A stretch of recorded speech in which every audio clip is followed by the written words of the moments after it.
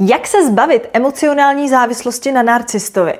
Proces osvobození se od emocionální závislosti může být fakt dlouhý a náročný, ale důležité je vědět, že to jde. Jak se jí teda zbavit? Za prvé, přiznej si svou emocionální závislost. To je absolutní základ. Za druhé, ukonči veškerý kontakt, včetně sledování na sociálních sítích. Pokud ho nebo ji budeš byť pouze sledovat někde na Instagramu nebo Facebooku, budeš v sobě závislost stále živit. Za třetí, mluv s lidmi, kteří ti poskytnou emocionální podporu. Za čtvrté, vyhledej terapeuta. Tohle fakt moc doporučuju, protože ti pomůže zpracovat tvoje těžké pocity, tudíž emocionální závislost bude trvat podstatně kratší dobu, než když na to budeš sám nebo sama. Za páté, vzdělávej se.